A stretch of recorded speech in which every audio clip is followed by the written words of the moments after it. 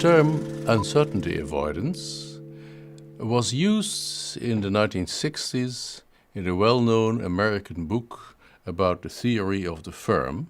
It was applied to the level of organizations by Syed and March. But I borrowed it in the 1970s for describing differences between national societies. What does uncertainty avoidance mean? Uncertainty avoidance is the extent to which the members of a culture, of a national society, feel threatened by ambiguous and unknown situations. Some people think that it means risk avoidance, but it does not mean risk avoidance, and I have a good example to show why that is the case. What does uncertainty avoidance stand for? I'm opposing here two extremes, the uncertainty avoiding societies and the uncertainty accepting societies, and actually most societies are somewhere in between. In uncertainty avoiding societies, the uncertainty, which is inherent in life, is a threat that must be fought, whereas in uncertainty accepting societies, uncertainty is normal, and life is accepted as it comes. Which also implies that in uncertainty avoiding societies there is more stress and anxiety. In uncertainty accepting societies there is less stress and anxiety. In uncertainty avoiding societies, aggression and emotions may sometimes be vented, whereas in uncertainty accepting societies, aggression and emotions should be controlled. Uncertainty avoiding societies have a feeling that what is different is dangerous. What is different is dangerous. Whereas uncertainty accepting societies believe that what is different is curious. There is in uncertainty avoiding societies a need for rules. There is a need for rules even if they are impractical or even if they are never practiced. There must be rules. There must be a rule. Whereas uncertainty accepting societies don't like rules very much, they want fewer rules, and even the rules that are necessary may sometimes be broken in case of necessity. Uncertainty avoiding societies believe in formalization, uncertainty accepting societies believe in deregulation. Innovations, also technological innovations, are adopted in uncertainty avoiding societies rather slow, rather carefully. For example, the modern information systems innovations have taken more time in the uncertainty avoiding societies than in the uncertainty accepting societies. In uncertainty avoiding societies, people tend to stay in the same job as long as they can, because changing jobs is one of the most uncertain things one can do in life. In uncertainty accepting societies, the changing of jobs is much more easily done. And finally, and very importantly, uncertainty avoiding societies, they are afraid of people who are different, who look different, who behave different, who come from elsewhere. That's called xenophobia, with an X. Whereas uncertainty accepting societies are more tolerant. They are more tolerant towards people who are different. How do we measure uncertainty avoidance? Well, there is no absolute standard, so you can only compare one country to another. Differences between societies is the only thing you can measure. And the position on the uncertainty avoidance is measured by an index, the Uncertainty Avoidance Index, UAI. And the countries we have got data from have been plotted on a scale which goes from 0 for weak uncertainty avoidance societies to 100 for strong uncertainty avoiding societies. Now let me give you some example. We have data for 76 countries. On the high side, on the top, we find Russia. And we also find Japan. In the European countries, the Western European countries, France is the scores highest on uncertainty avoidance. In the other side of the Atlantic, we have Mexico, which scores high. In Europe also, Italy scores fairly high. And we find high scores in the Arab countries and just above average in Germany. On the low side, we find also not so far from Germany, but on the other side, we find the Netherlands. We find Australia and the United States. And still lower, we find India. Britain is quite low. China is low. And the Nordic countries, especially Denmark, are very low. What can we do with this index, the Uncertainty Avoidance Index? How can we validate it? What is it useful for? Well, you can do statistical analyses and see what phenomena in society are related to this index. And then we discover one thing which is very interesting, which is that in general, uncertainty-avoiding societies drive faster. People drive faster on motorways, and even the speed limits on motorways tend to be higher there. Uncertainty-accepting societies drive slower. And here you show that uncertainty avoidance is not risk avoidance, because obviously if everybody drives faster, there is more risk in traffic. But this is supposed to be a known risk. It is not felt as a source of uncertainty. In uncertainty-avoiding societies, there is more alcoholism, and there is less alcohol abuse in uncertainty-accepting societies. In uncertainty-avoiding societies, it is compulsory for everybody to always be able to identify yourself. So you should carry your identity card all the time. Now, in most uncertainty-accepting societies, you have identity cards, but carrying them is optional.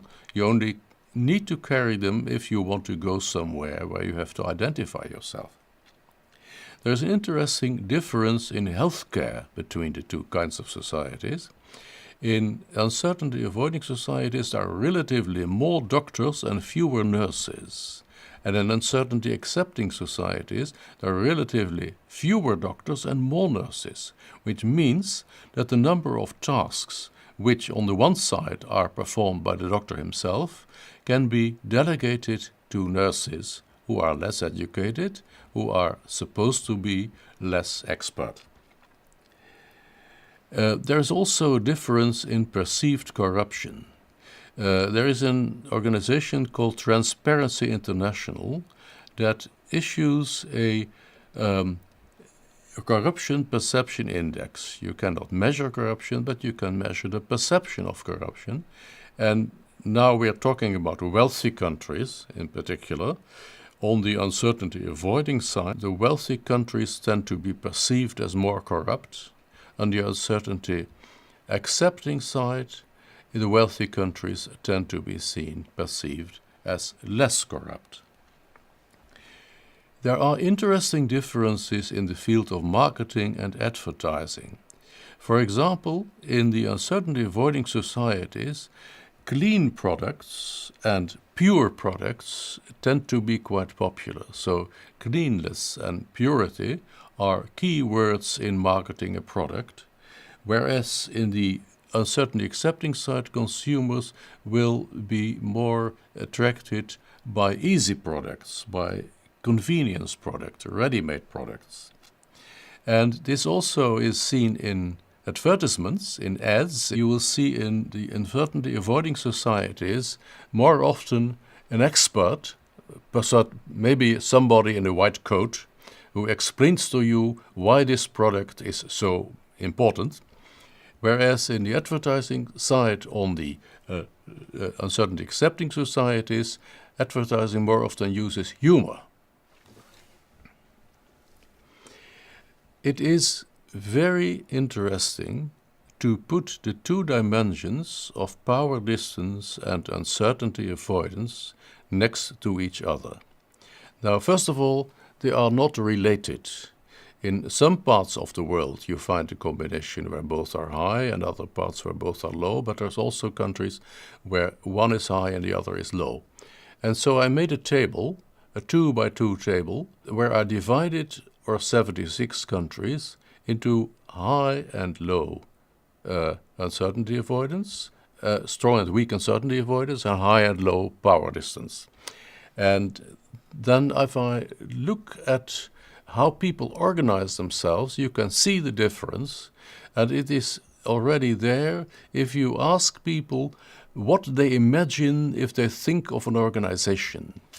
Now, if you have a small power distance and a weak uncertainty avoidance, then you are in the Anglo-Saxon countries, you are in the United States, you also are in the Nordic countries of Europe, and marginally in the Netherlands. If people think of an organization, it is something like a market, a place where people interact, but nothing is fixed forever. You can change the rules, you can change the circumstances. Whereas if you have a small power distance but a strong uncertainty avoidance, then you get to countries like the German-speaking countries, Germany, Austria, Switzerland, but also the Baltic countries in Europe. And then you see that people imagine an organization as a kind of machine, a machine that operates by itself. It's not necessary that the boss intervenes all the time to make it function, but it's the well-oiled machine. Now, if you move to the corner where the power distance is large and the uncertainty avoidance is strong, then you get to the typically Latin countries, including France, but also Russia and the countries of southeastern Europe, but also some Asian countries like Japan and Korea. And there people, I imagine an organization like a pyramid of people, actually a pyramid where there's somebody at the top. In France it's called the Président Directeur Général, PDG, and everybody else is on their proper place below. And the organization functions owing to this structure that makes it function. And finally, you have the combination of large power distance but weak uncertainty avoidance. And this we find in the two largest countries in the world, China and India. And there an organization is rather imagined like a family. The relationship in an organization can be compared to the relationship in a family. And this is also visible in the fact that there are more family-owned organizations and family members are employed in the own organization. Don't the UAI scores change over time in a world where so many things are changing? Now, first of all, the scores reflect the values that have been transferred from parents to children. And they are values that rarely change after adulthood. We got them when we were children.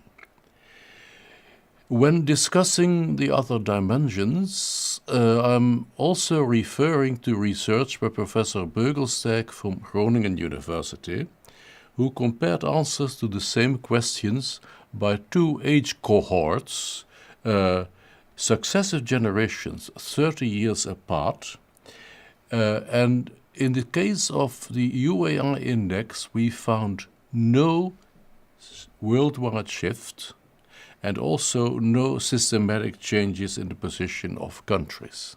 However, there is another effect which becomes evident. We do have data over a period of 80 years, ever since 1935, from which we can reconstruct an uncertainty avoidance index, and we can see that there is an oscillation in the entire world, that there are periods when all indexes tend to go up and in the periods when they tend to go down. And the periods when uncertainty avoidance tend to be high is in periods of war and economic crisis. And in periods of peace and economic stability, the index tends to go down again. So this wave movement is visible worldwide, but it does not affect the relative position of countries.